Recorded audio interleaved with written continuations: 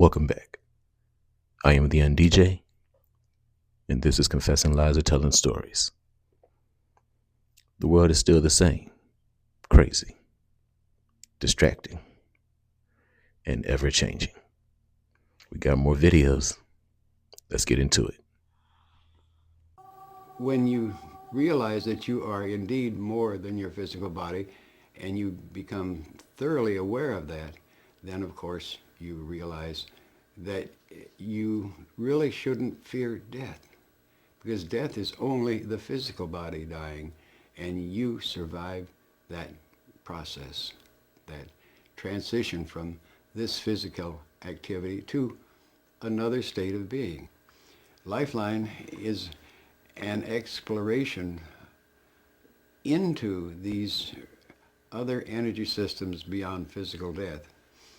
And in our exploration, we found what looked like a park that had been created by human minds in some era prior to our recorded history, which is a place where humans, after they die, can go and recuperate long enough to decide what they want to do next. And it is not a religiously based thing at all. It's simply a place of rest and recuperation. I, for one, understand the fear of death. You don't know what comes next. I get that completely. But I don't think you should let it freeze you to the point that you don't live. You can't fear death so much that you forget to live. It's coming anyway, supposedly. So no matter what happens, live your life, enjoy your life, appreciate the fact that you got to live a life.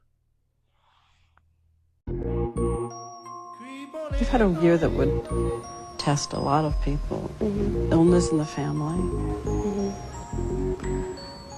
a breakup, this spasm of publicity about what happened from Mexico to London. It was pretty rough, yeah.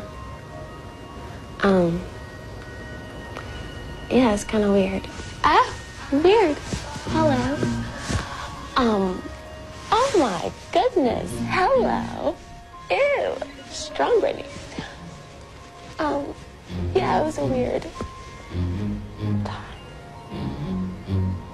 Ew, I'm embarrassed. Can we stop this?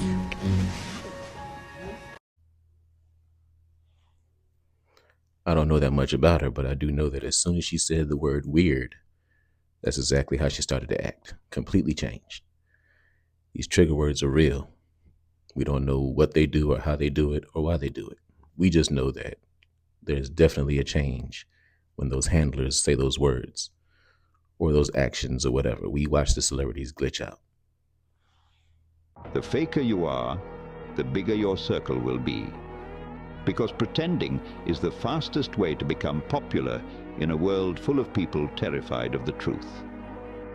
When you're fake, you're flexible. You bend your personality to fit every room. You laugh at what you don't find funny. You agree with what you don't respect. You turn your soul into a costume, then wonder why you're surrounded by actors. Here's the ugly math.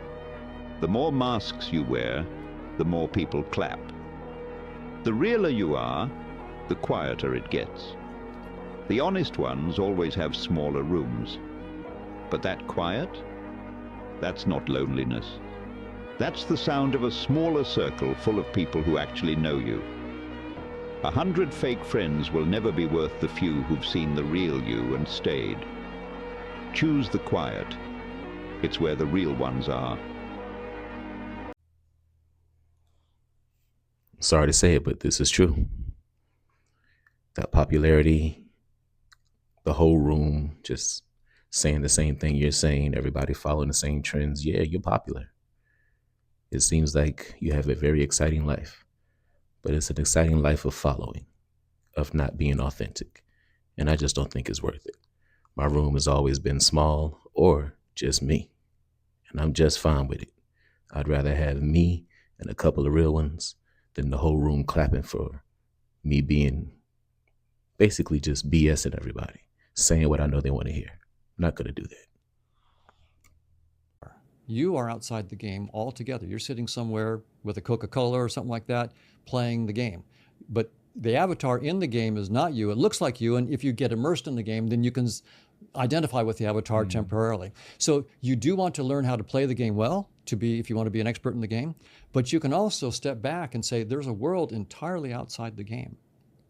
And in the metaphor I'm pushing here is it's not only possible to say that, it's possible to actually look at the code. There is software outside of the virtual reality game. If there's a simulation, then there's an outside simulation.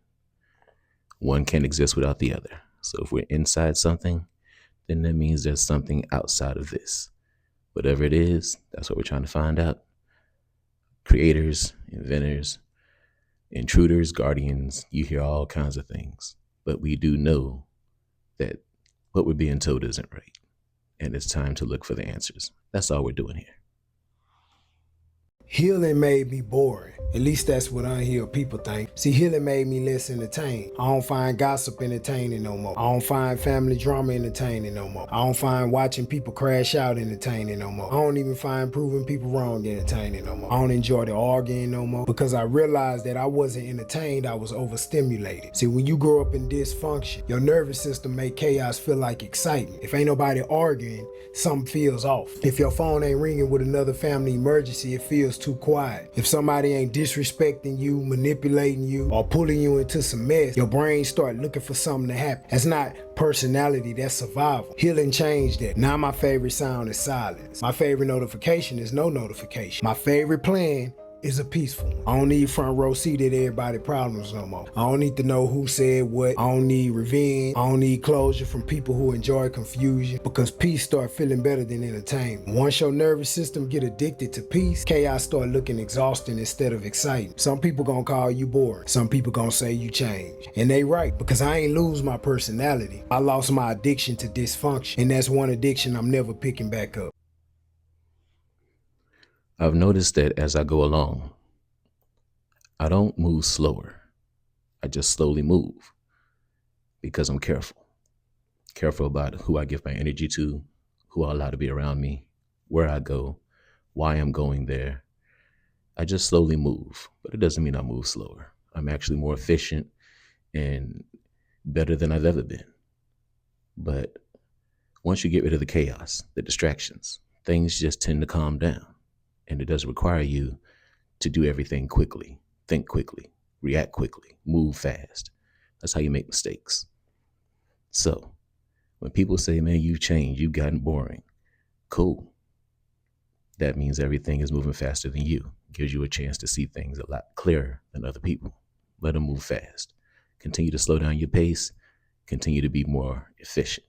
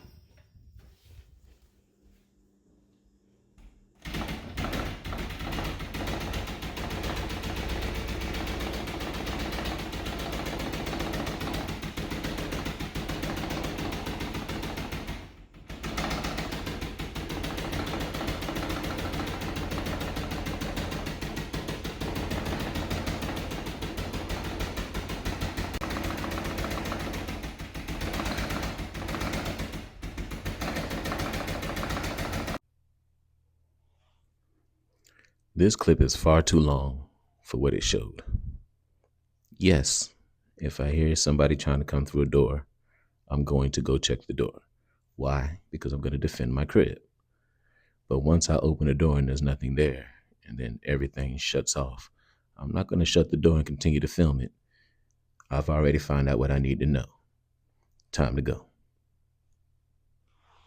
There are people actually that perceive reality differently. They're like superheroes. About 15 to 20% of the population is born with a nervous system that processes significantly more environmental information than average. Not just emotions, I'm talking absolutely everything, my friend. Micro expressions, tone shifts, contradictions, symbols, patterns, the subtle tension between what somebody says and what they actually mean on an unconscious level. And for most people that live their lives, these people are told that they're just overthinking.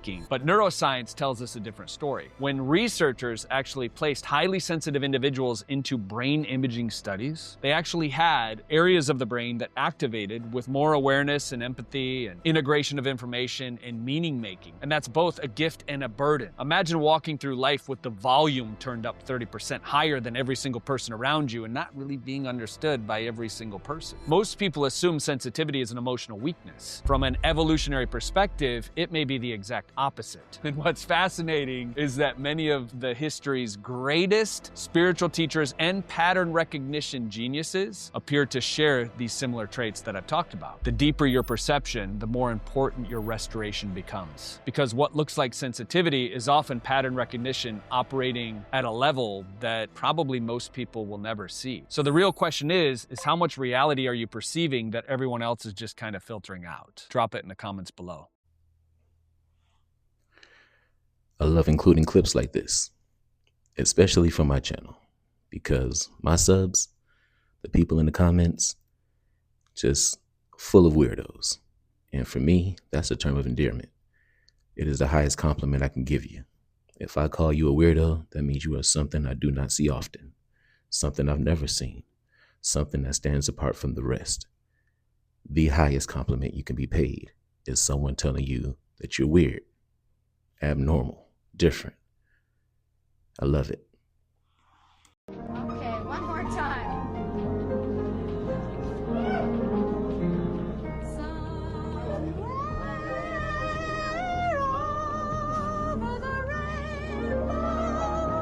We do love him, and I love them.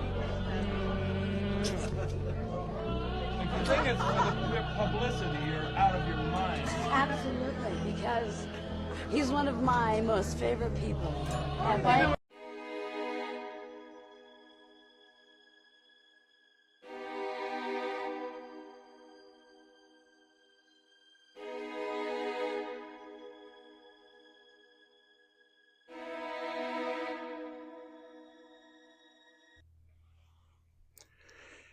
I just want to remind you that it does go both ways. We always focus on the male side of it because, let's be real, we're the ones that are at fault, probably the most.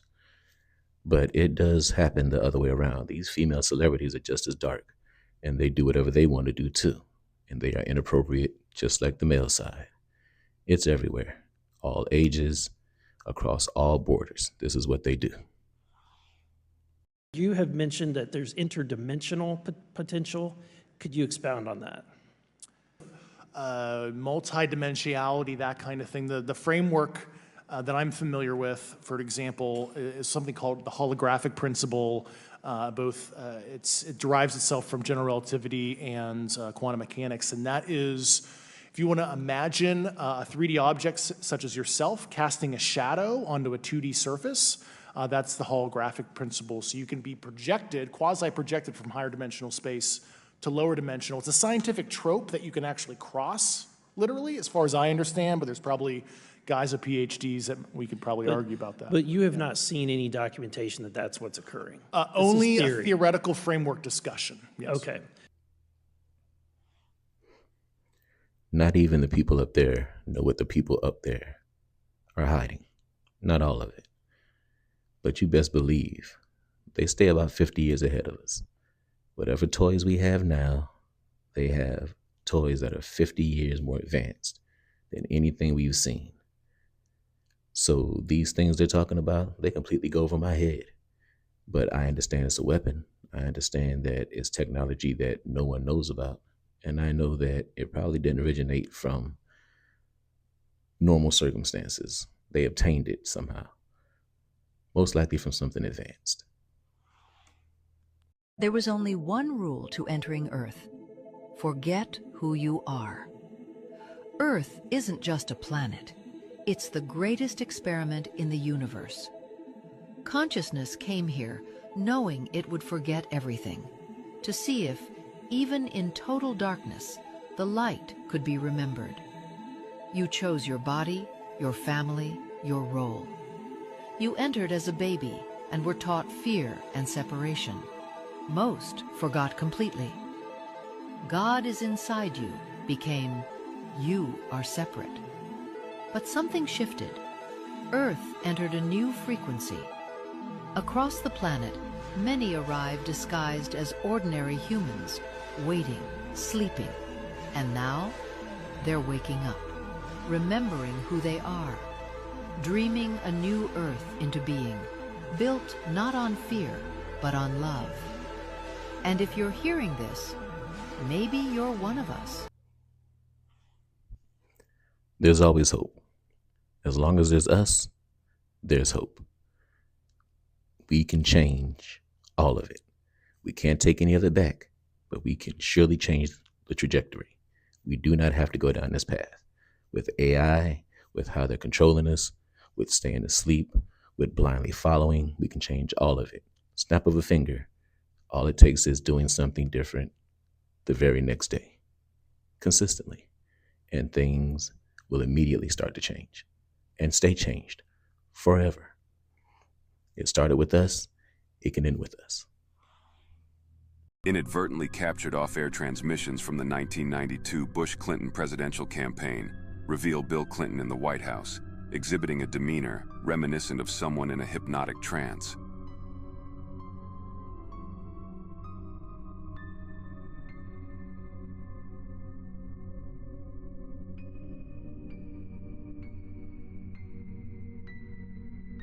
In 2013, videos of Lady Gaga leaving the Langham Hotel in London surfaced, prompting fans to speculate about the singer's health.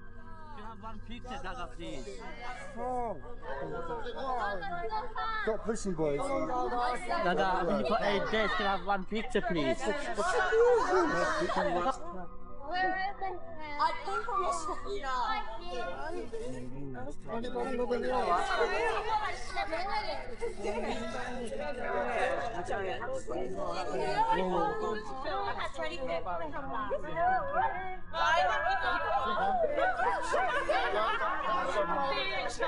wow. Boys, let's back up. We'll get squashed. Try a bit closer. Come on. You're like an ant. With someone's foot. Stay with it. Get back, dude. We'll give her space. Give her space, man. Fans, she's not going to do anything to you. She's not doing our pictures, everyone. Bye, Gaga. Well, still wait for that. I love ya.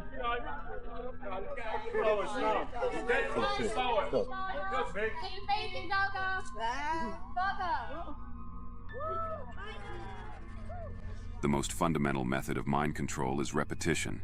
Take a close look at Barbara Bush's 1992 interview. Remember that every single man, woman, and child in the state of South Carolina awakens to a freer, safer world because of George Bush. I would remind people that every single morning we all awaken to a safer, freer world because of George Bush. And Nicole, I would remind you and the people of Florence that all of us awaken every single day to a freer, safer world because of George Bush. They themselves awaken every single day to a freer, safer world. That control and influence, it's not just over celebrities. It's not just over the media. It's over world leaders, anybody in power, all the way down to local news stations. They'll control what they say. You don't know how far the reach goes. But what you do know is that they were here long before you were, before I was. So whatever infrastructure is in place here is deeply rooted, and it has a long reach. That's why we need to dismantle this whole thing. So the conspiracy theory states that the United States, China, and other countries have weapons well beyond the capabilities of nuclear weapons. They have weather and tectonic weapons. I don't know if they actually do. Again, it's conspiracy theory. In this capacity, There are people who believe that it may be China, or they're the principal, antagonist in this regard, because we cut off half of their energy for 4 months. The theory states that China utilized some kind of directed energy weapon, perhaps from space, to trigger a tectonic release in Venezuela twice, causing a doublet. Kind of silly, if you ask me, really. We've had arms races before amongst the superpowers of the world. This particular arms race is scaring me because of the technology, biology, and all kinds of new ways to fly and be more accurate. It's just crazy. So this arms race is going to be the one that is going to create the weapons that can destroy everything. We thought the nukes could do it, and maybe they can. But they just sit there most of the time. These weapons are actually being used. And you can't see them. You can't hear them. They just happen, and you're done. Not good. Just because something has been normalized by society doesn't mean it's actually right. We accept things because everyone else does. We follow rules no one questioned.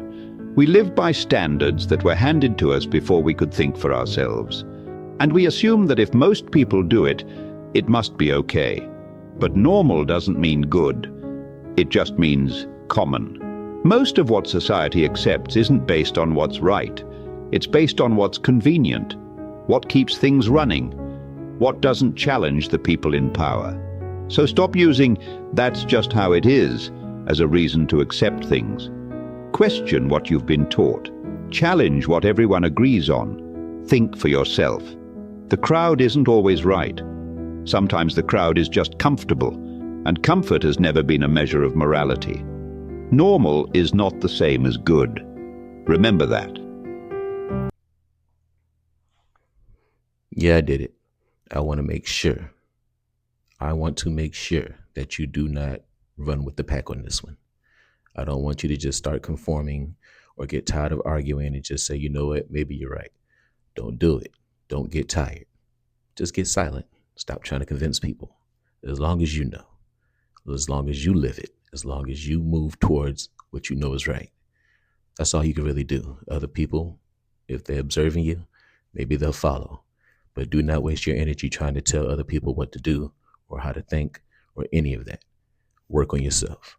And do not get tired of doing it because of outside pressure or ridicule. Well, haters face Morrison too. Happy to be here again. Tom Cruise and Seth Rogen. And this some is other so supporting guys. freaky. And then Tom Cruise walks in. And even those guys are like, whoa, and he's super stoked to be there. Just like, yeah, oh, boom. He's like, wow. He's just immediately excited when he walks into a room. And so he comes over and he sits next to me, and I think he had been briefed on some of the supporting guys, but he was like trying to place me, So he sat down next to me and he's like, I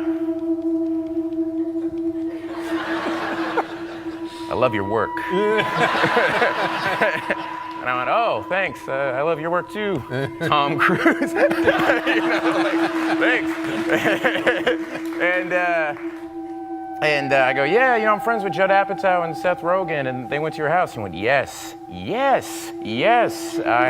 did come to my house. And I said, Seth Rogen was like, it was amazing. He has like a bike track in his backyard. It's phenomenal. And I did a Seth Rogen impression, and it was like I did a magic trick. Tom Cruise was like, yeah. Wow. And he points to me. And he pointed at me and he goes, you do impressions and you're on Saturday Night Live. And I went, hey. It was like he won a game show. He was like, yeah, Tom.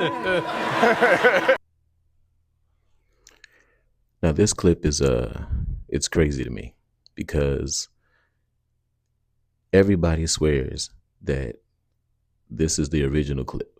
When I first saw it, I'm like, cool, somebody did some really good deep fake work on this video.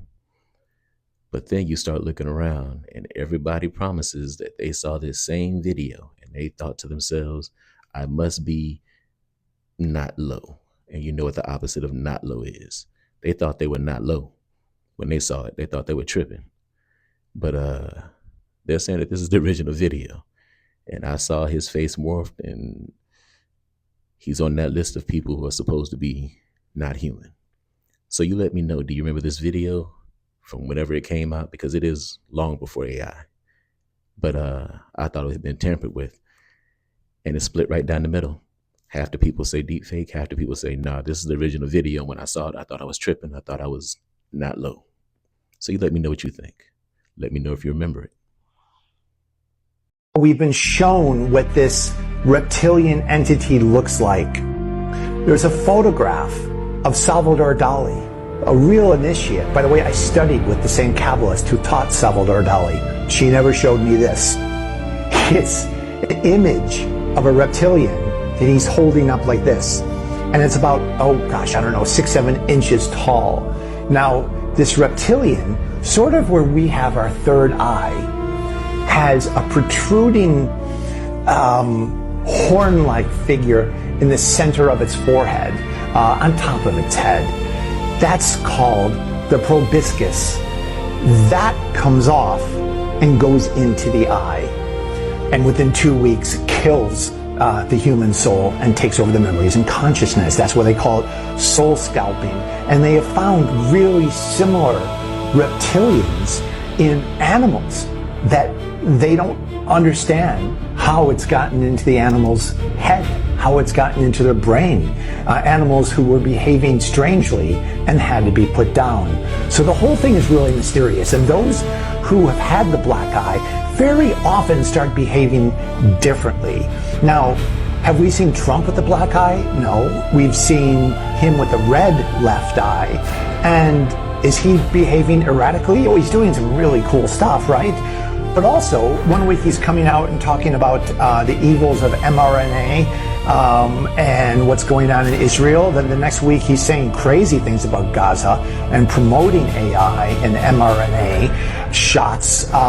So it seems really inconsistent. Now, this may not be necessarily due to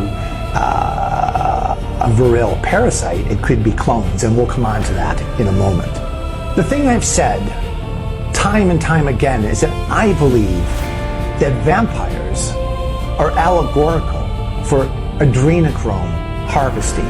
So if we have a master race who enters in and takes over humans of influence, and they can live forever, what's uncertain is, do they have to jump to another body after a couple hundred years, or after that body dies? Do they have immortality, but yet they need blood to survive? What does that sound like? That's Dracula all over. That's the story of vampires, which I think is allegorical to the draconian reptilian race who needs blood to stop from losing their human form. Now, we all know that Eisenhower allegedly made a deal with aliens. In exchange for humans, they gave us some technology. Now, what have we learned? The most important thing you got out of this should have been never ever let somebody take their forehead horn and put it in your eyeball under any circumstances. That's the most important thing. Now, this is just some of the things that we hope, I'm not going to say we hope aren't true, but if they are true, that's even wilder than religion and their stories. So be careful, because sooner or later this truth is going to come out. And I'm really not worried about what the truth is. I'm worried about how prepared we're going to be to handle it. I don't think most of us are going to be able to take it. We're already stressed out and anxiety and need sympathy this and comfort that just to get through the day. And there's nothing here that we know of. But if it's openly here, openly everywhere, a lot of people are going to crumble. And I just want to make sure that we're strong enough to handle it. Not just hear it, handle it. All right? That's going to do it for another episode. Y'all know how we get down. We do it 3 days a week. Monday, Wednesday, and Friday. I take the weekends off to catch up on things, and then we run it back every single day, 7 days a week, twice a day. I drop a short. Sometimes they do good, sometimes they don't. but it's just to get the word out there. I appreciate everybody who's watching, subbing up, leaving comments, helping teach me, keeping me on my toes. I appreciate you all. Until the next time, I am the theundj. This is Confessing Lies or Telling Stories, and I'm out.